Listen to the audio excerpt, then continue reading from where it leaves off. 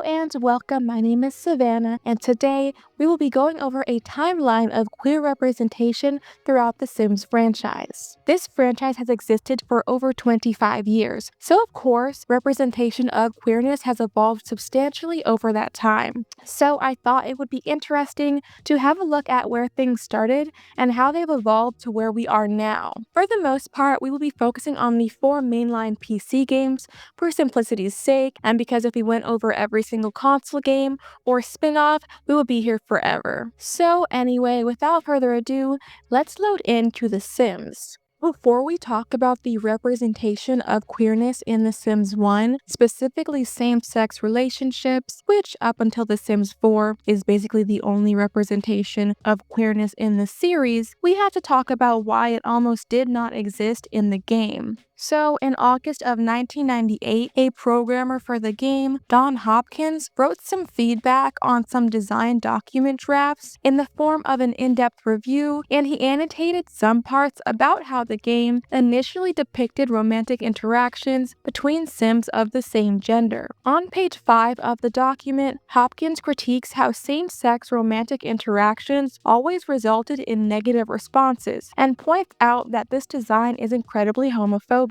Here is some tree code that shows how same-sex romantic interactions are always refused. Hopkins describes this design as heterosexist and monosexist. At the time, there was apparently some discourse on whether or not same-sex relationships would even be allowed in the game, and at the time this document was written, it was kind of put on the back burner and was not possible at all in the game. The reasoning for this discourse was due to the fact that this was the 90s and queerness was still a bit taboo, at least in the US, and depicting same-sex relationships in a video game would be kind of a big deal, and they did not want to risk offending some people. However, Don Hopkins states in the review document that anyone who may be offended by positive depictions of homosexuality or bisexuality or any other kind of non-heterosexuality needs to, quote, grow up and get a life. In later drafts of the design document, it is acknowledged that while the game only allowed heterosexual romance at that time, more types would be available before the release of the game, and that Will Wright would review the game code and make suggestions on how homosexual relationships could be added. However, according to Hopkins, he never gave those suggestions, and for a little while, it seemed like same-sex relationships would be excluded. That was until a new programmer, Patrick J. Barrett III, joined the team in October of 1998. 2 weeks into being on the team, his supervisor went on vacation, and he didn't have much to do, so his boss gave him a design document explaining how Sims interactions would work, and he was tasked with implementing it into the game. However, this document was an old version of the document, from prior to when the team decided to put same-sex relationships in a bit of a limbo. Being new, Barrett had no idea about the internal discourse over including queer relationships in the game, so he implemented the design and allowed successful same-sex romantic interactions, and interestingly, no one seemed to really say anything about it. Allegedly, Will Wright praised him, stating he was happy Barrett put it back in. Months later, in early 1999, Garrett was tasked with creating a small demo for the game to present at E3. The demo would show 3 pre-planned scenes from the game. Rather than just showing normal gameplay, they would show scripted scenes to show off the game in the most polished way possible. One of these scenes was a wedding. Unfortunately, there were way too many Sims at the wedding for Garrett to properly script all of their actions. On the very first day of E3, during the wedding scene of the demo, 2 female Sims kissed each other in front of the entire live audience attending the expo. Apparently, this kiss became the talk of the expo and brought more eyes to and interest in the game. This situation and its positive reception put an end to the discourse over whether or not same-sex relationships would be allowed in the game. After all of this, the team had to figure out how sexuality would work in-game. According to Barrett, it became based on user-directed interactions, meaning a Sim's gender preference would be determined by whether or not romantic interactions were performed with same-sex or opposite-sex Sims. So I should note that with the exception of the original article that talked about this E3 kiss, there isn't much evidence that it really happened. So perhaps take that story with a grain of salt, but that seems to be the story that everyone kind of accepts. Anyway, ultimately, same-sex relationships are possible in The Sims 1. From my understanding, all Sims are basically pansexual, and you can romance just about everyone. However, same-sex couples cannot get married in the game. Marriage in The Sims 1 is different from the other games in the franchise, in that it is only an event/social interaction. Sims don't have formal explicit relationships such as boyfriend, girlfriend, husband, wife, etc. Only heterosexual couples can perform a marriage interaction. Same-sex couples can move in together, but they are just not able to perform the marriage interaction beforehand. Once couples move in together, the game basically treats them the same. They can adopt babies and everything else, but they cannot officially get married. Additionally, to my knowledge, there are no pre-made canonically queer Sims or couples in the game. The Sims 2 showed some slight improvements in queer representation from The Sims 1, but in my opinion, not by very much. The Sims 2 expanded on how sexuality and gender preferences function behind the scenes in the game by incorporating a sort of preference scale. Each Sim has two internal scales, one for male Sims and one for female Sims. These scales are not viewable in-game, but rather via a third-party program called Sim Package Editor. The scale is from -1000 to 1000. A positive value means a preference for a gender, and a negative value means a preference against a gender. Gender preferences change based on romantic interactions. Interacting with one gender will increase preference for that gender and decrease preference for the other. These values affect a Sim's behavior and who they show attraction to. Most pre-made Sims in the game and freshly made Sims in Create a Sim have neutral preferences, meaning their scales show 0 for both genders. Some, however, have preferences for or against one gender or preferences for both. For example, Nervous Subject has a slight preference against female Sims and a neutral preference for male Sims. Kent Cap has a slight preference for male Sims, and Cersei Beaker has a positive preference for both male and female Sims. In regards to how same-sex relationships function in the game, similar to The Sims 1, homosexual couples cannot get married. Still, only hetero couples have the marriage option/interaction. However, same-sex couples can do something called a joined union. They can get engaged and go to the altar like heterosexual Sims, and the entire process is the same as marriage. However, the wedding arch interaction will say join union rather than get married. The cutscene will be the same as well. It is just called something different. Unfortunately though, Sims are awarded fewer aspiration points for joined unions than marriage. I am legitimately curious why exactly that choice was made. But anyway, there are some sort of queer pre-made Sims in the game, but not really. Like I mentioned earlier, Cersei Beaker seems to be bisexual, Kent Cap has a preference for men, Titania Summer Dream also has positive preferences for both men and women, and Ariel Cap has a preset equal positive attraction to men and women when she ages up to a teen. However, there are no queer couples in the game or Sims explicitly stated to be queer. You would have no idea about any of the above examples without Sim Package Editor, so I'm not really sure that counts as representation. The only actual depictions of queer couples sort of in the game I could find was in the Prima official game guide for the base game. This guide includes a chapter showing the lives of a few Sims in Pleasant View, one of them being Nina Caliente. She is shown having an affair with a married female Sim. Despite this though, in-game, she has a positive preference for men and neutral attraction to women. Additionally, the game guides don't really seem to be considered canon in any sort of way.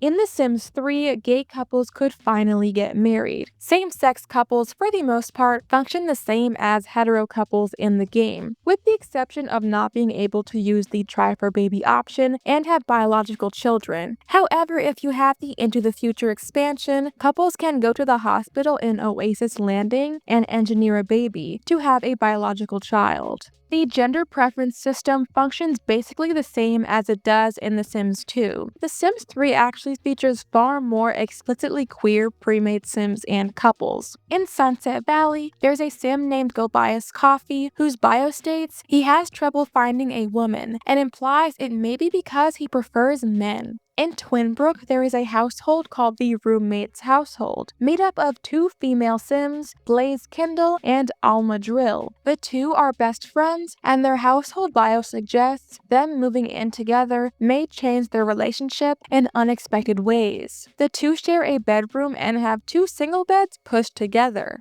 The first explicitly gay couple/sim in the franchise appears in Moonlight Bay from The Sims 3 on console. Usually I don't talk much about the console versions of the game, but for obvious reasons, I felt this one was important to mention. Leonard Ryan's household bio states he has now become a widower and a single father after the death of his husband, Jeffrey.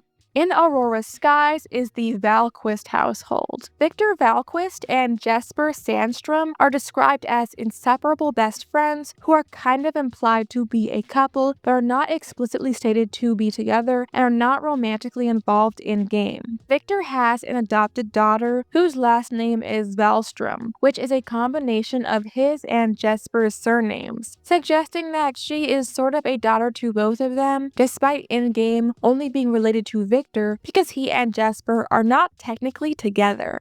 The first explicitly queer couple in the game on PC, and I think the first explicitly sapphic couple in the series, is in Roaring Heights. The Shear family is made up of married couple Dylan and Audrey Shear and their adopted son Charlie. Also in Roaring Heights is the David Wells family. Rita and Mark are a married couple who are both having gay affairs. Mark is having an affair with Michael Dandy of the Dandy household, and Rita is having an affair with Virginia Supine of the Supine household. So clearly The Sims 3 was a big step up in representation from The Sims 2, although of course not perfect, especially in comparison to what we are now used to in The Sims 4. In The Sims 4, queer representation is much more fleshed out and inclusive than its predecessors, but that has happened over time. Remember, this game has been out for almost 11 years. When the game first released in 2014, it was initially very similar to The Sims 3 in terms of how queer relationships functioned and how binary it was when it came to gender. It also had a similar hidden gender preference system. In 2016, an update added more gender options in Create a Sim. Players could now choose, regardless of gender, whether a sim could be impregnated or get others pregnant, if a sim could produce breast milk, and if they could urinate standing up. It also added the ability to choose a masculine or feminine frame, regardless of whether the selected sex of the sim was male or female. And it allowed players to choose masculine or feminine clothing preferences for their sim. In May 2022, another update allowed players to choose their Sims pronouns. Players can choose from she, her, he, him, they, them, or they can customize pronouns. Later that year, in July, another update added the ability to specify a Sim's sexual orientation. Players can choose a Sim's romantic and sexual attraction, as well as whether a Sim is exploring romantically. This determines whether or not their attraction can change over time through gameplay. By default, Sims are aromantic, bisexual, and romantically exploring. An update in February 2023 added top surgery scars, binders, and shapewear in Create a Sim. The infant update in March 2023 also added the ability for any two Sims to have a science baby together, so long as their relationship/friendship is high enough, in turn adding another way for same-sex couples in the game to have biological babies. Most recently, an update in July 2024 altered relationship titles in the game, making them more gender neutral. Rather than boyfriend and girlfriend, Sims are now romantic partners. Rather than husband and wife, Sims are now spouses, and engaged couples are just called engaged. The same update also added romantic boundaries, which adds the ability to have open relationships and polyamory by allowing players to decide what sorts of romantic interactions Sims are okay with themselves or their partners performing. I know being polyamorous or being in an open relationship is not a queer identity, but it is a type of relationship style that is outside of the norm, so I figured it was worth mentioning. This game also has loads of queer representation in terms of pre-made Sims, which is of course great, but too numerous to go through them all, so I'll just list off a few of them. Brent and Brant Hecking are the first pre-made gay couple in The Sims 4, and they were added in the Cats and Dogs expansion in 2017. Sulani, the World from the Island Living expansion, features a lesbian couple, Oleana and Layla. They are a married couple and have a son. There are also two townies in Sulani who many players believe are meant to be trans. Pakaua is a young adult male sim, but they have the feminine physical frame in Cass. Leah Huata is a female sim with the masculine frame, and I'm really sorry if I pronounced those names wrong. Morgan Embers is an NPC from the realm of Magic Pack. In Create-A-Sim, they are customized to not get pregnant or be able to get anyone else pregnant. They also have a feminine clothing preference. Initially, the game would use he/him pronouns for them, but this was because this pack came out years before the pronoun update, but in an update in September of 2023, their pronouns were properly changed to they/them. So they are considered by many to be the first canonically non-binary sim in the game and probably in the franchise.